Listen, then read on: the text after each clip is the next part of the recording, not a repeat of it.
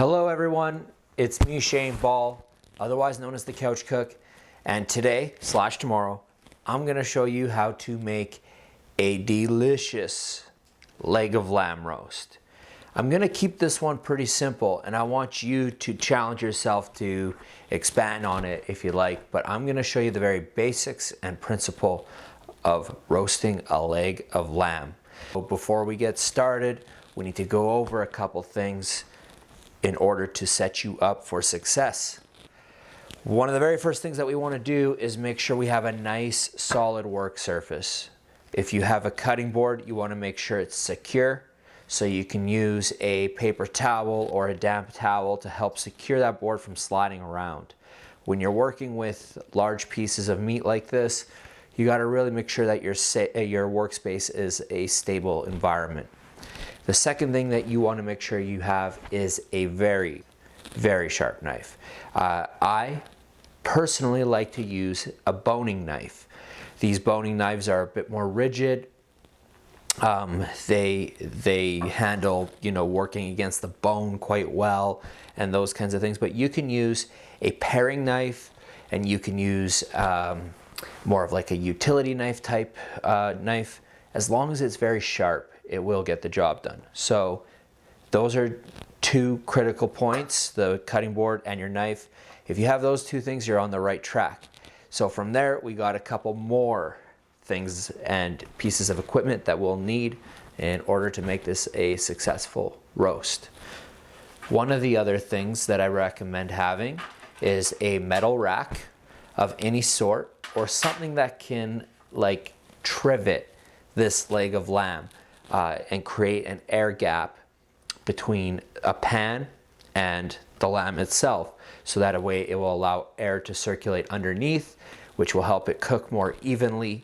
As well, for the brining process that we'll be doing, it will help as well prevent moisture from collecting underneath it, which is what we want to prevent. So that, we have a little paper towel here, and we also have some butcher twine.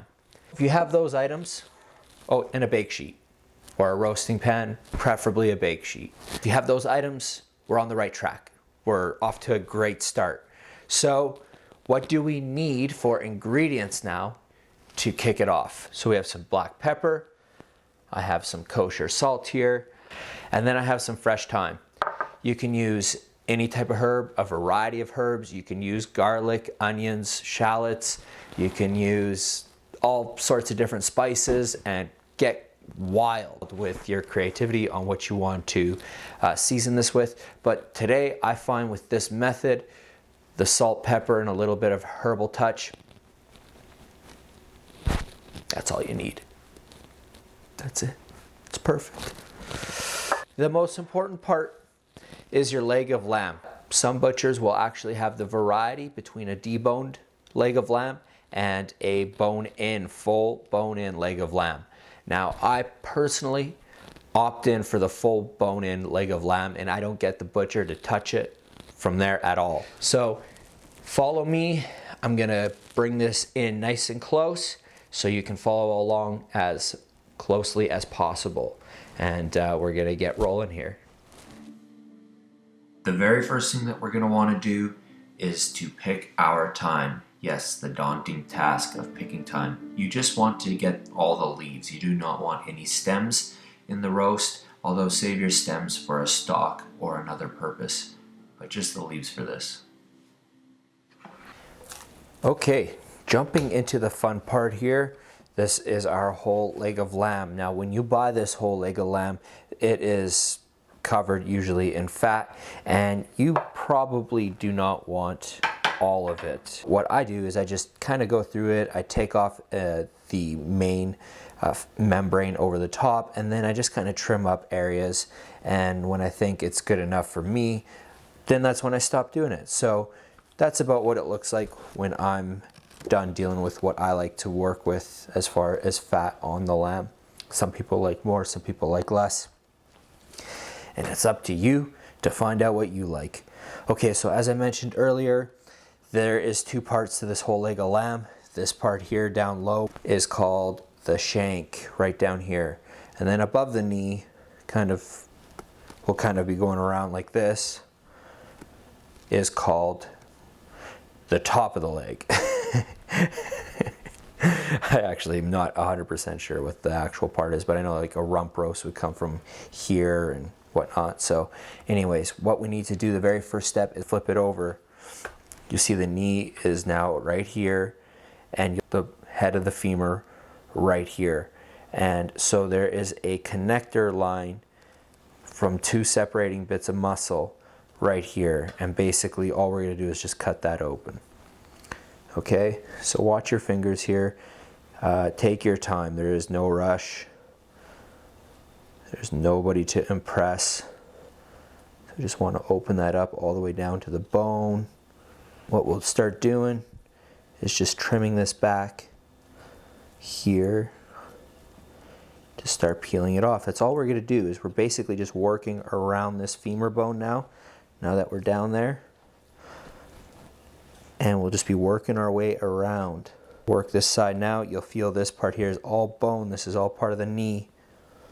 So we're just going to work our way down along that. Just follow the muscle line. It's kind of fun. It's almost satisfying. Is that something a psychopath would say? You can kind of come up to the top of the femur bone here and start working at disconnecting this part. So you work at the tip. And what I like to do is always use the tip of my knife. The knife is an extension of my finger, so you'll see if you've been paying attention, I kind of have my finger on the top of my knife blade to kind of guide it through. Where my finger goes, my knife blade goes. So I'm always cognizant of that when I'm getting close with my other hand and whatnot. So it's that's why you want to take your time. You don't want to cause any unneeded injuries. So I've dislodged this femur bone now. We're going to work our way down towards the shank. Now you'll notice the shank when you get here that there's a heavy layer of silver skin. That's basically the separator of a new muscle. So that's where we'll opt out.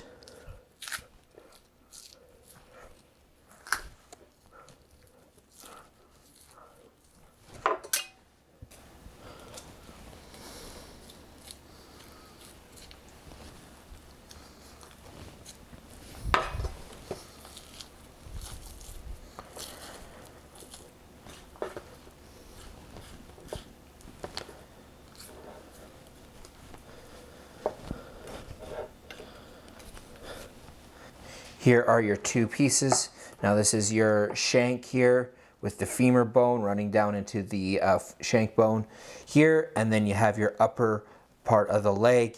I actually took a bit of a kneecap with me, so now we actually have to trim this out a little bit more. We'll set this aside for the brief moment, and we'll deal with that in a second. When it comes to working with the leg here, you want to really trim out any of these big fatty clumps. So again, you just want to clean out as much fat as possible. Remove that gland down here. I did take a part of the knee with me when I was butterflying there. So I'll just cut this out. I just like to open it up to help with the seasoning a bit.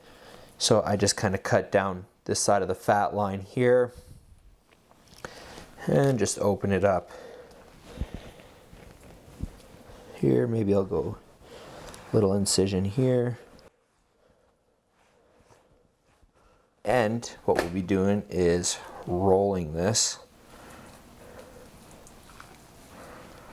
back up to roast like such. What we'll do is we'll start by generous seasoning here with kosher salt. We'll go into pepper, same thing. Again, it's important to be generous because we're going to be dry brining this roast overnight. So it needs lots of seasoning. It will absorb in through the meat as well. So nice, good, generous sprinkle of thyme. All right, now we'll roll this up. And to do that, you just want to tightly fold it over itself, just like this, and keep it as compact as possible. It should look like this. This is the part where you can pull out your butcher twine. The next step is to get it tied up, which will help the roast cook much more evenly. You will start by running the twine underneath the roast and coming up and over it. You will create essentially like your first shoelace knot, and then take that lead string and feed it through the loop to create a cinch knot. Pull that lead string a little bit tight, snug up the knot, and cinch it downwards towards the roast. Now you don't want to cinch it too tight because it will push the ends out. So just nice and snug. Now you will double up that knot just like this to secure the cinch. Pull it nice and tight so that it doesn't undo itself during the cooking process, and trim the twine. And here we're going to just speed things up a little bit.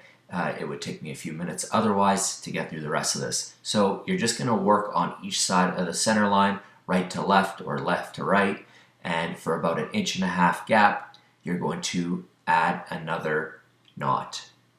And you're just going to keep repeating that until you get about 4 or 5 knots total, at your discretion. If you need to do one less, no problem. If you need to do one more, no problem. The idea and the goal is that you have one even size roast from end to end. At this point, we will do one more vertical knot, so the same knot, exactly what we've been doing, but from end to end of the roast. That will bring those thinner ends together, or bunch the roast up together to tighten it up. This will also help quite a bit if you decide to do a roast that has filling inside of it. It will keep that filling from falling out or exploding out during the cooking process. This is a great knot to know, and now you know. Alrighty, let's jump into seasoning this bad boy. Just lots of kosher salt. You want to really make sure you get every crook and cranny throughout the roast all around it. Same with the black pepper. We're not going to put any thyme on the exterior like we did on the interior.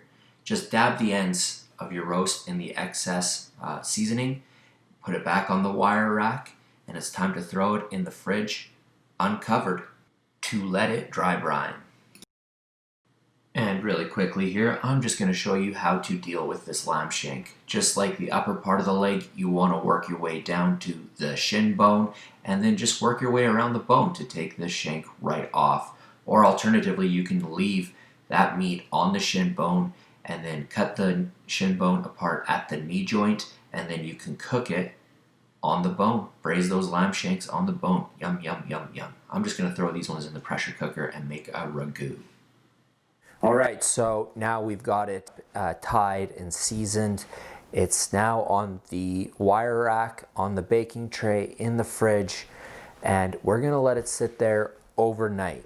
Now, you can do it a little less time than that, you know, minimum 8 to 12 hours, but really for a piece of meat that big, you should let it dry brine for 12 to 24 hours. And if it's even a little bit bigger, you go up to 36 hours. I'm not one of those balling productions where I have a swap out ready to go. So I will literally continue this tomorrow, and we'll see you then. We're back. Here we are, about 22 hours later. I'm not gonna do any math, but it's about 22 hours. Doesn't really matter. It's been longer than 12. It's been less than 36. We're good to go. Here we go. 285. About 3 hours. So that's going to vary depending on how hot and how well calibrated your oven is. But run that temperature between 275 to 300 degrees Fahrenheit. And after about an hour and a half, you can start checking it. The temperature that we're going to look for is 130 degrees Fahrenheit, give or take a degree. So you really want to start getting probing the meat for its temperature every 10 minutes or so after about an hour and a half. I do think it's going to take closer to 3 hours, but you never know. So you're better safe than sorry. The goal final temperature is about 136, 137 degrees Fahrenheit once it's been rested. So that's why we take it out at 130 degrees Fahrenheit so it can carry over to that end temperature because it's going to carry over about 5 degrees. So I have my oven set at 285, and we're going to let this go nice and slow, reverse sear style for the next hour and a half minimum, and then we're going to check it every 20 minutes after. So we'll see you shortly. All right, everyone, so we've hit about an internal temperature of 131 degrees Fahrenheit. It's actually just a little bit higher than that. It's about 132 degrees Fahrenheit. And now we're just gonna let this baby rest for about 20 minutes. And while it's resting, you're gonna turn your oven from bake mode or roasting mode to the broil setting. And you wanna set it to about 500 degrees Fahrenheit. So we're gonna let this rest. It should carry over about 5 degrees, taking us up to 136 to 137 degrees Fahrenheit, which is what we're looking for. And then we're gonna give it a quick blast under the broil setting to get that nice and crispy, even though it's actually looking pretty good already. So yes, we're just gonna let it sit here and we'll report back to duty in about 20 minutes. This leg of lamb has rested for 20 minutes and we're gonna throw it into the oven again on the broil setting. Let's start with 10 minutes. We're gonna start at 10 minutes, and if it looks good, that's great. We could yank it out and get into it. But if it needs a little bit more of a roast, then we'll let it go for another 5 minutes. No harm, no foul, no big deal, okay? So let's start 10 minutes and then check in and see how it's doing. We'll see you shortly. All right, we got this deep, dark, caramelized crust all over this leg of lamb. It looks perfect. Now, I had my oven on the broil setting for 500 degrees Fahrenheit, and it only took about 8 minutes before it was at a level that I was really happy with, which is what we're looking at right now. So, before we cut into it, at this point, you don't need to let it rest again because this broil was just a real quick sear. And I need to clip through our strings off here.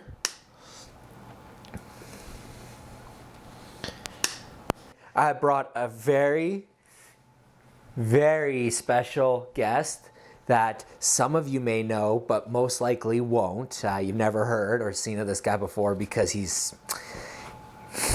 Let's not talk about him too much, but please welcome into the show.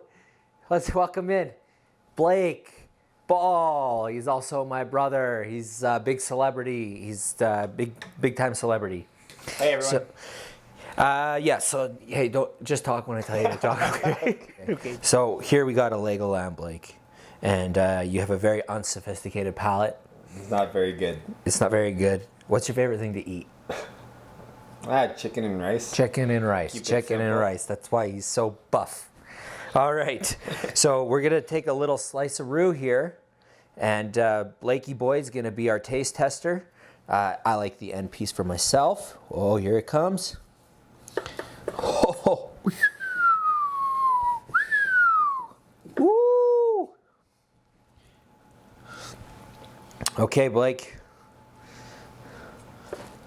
You're the taste tester here. It all comes down to you. Okay?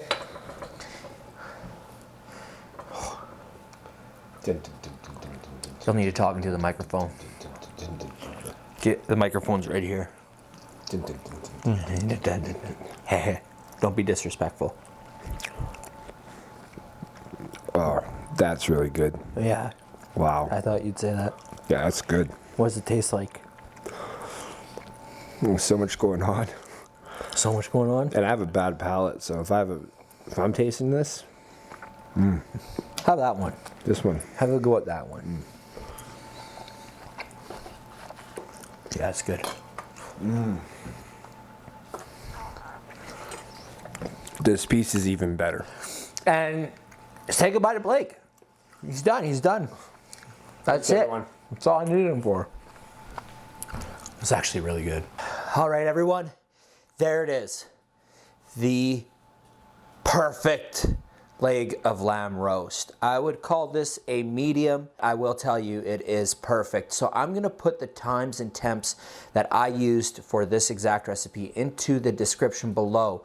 But every oven's different and everybody's different. So, you know, really, if you like medium rare, if that's a huge thing for you, cook it a little less. Cook it to maybe 125 instead of 131. But for me, this is perfect. This is how I like to use it. Again, you don't want it too rare because of all the connective tissue and all the different sinew layers and muscle groups in the leg, that this higher temperature really breaks those down a little bit better. So it's okay to eat it at this temperature. Plus there's lots of fat to keep it nice and moist. So there's plenty of reason to keep it to the medium doneness rather than on the rare side. So that's it for today.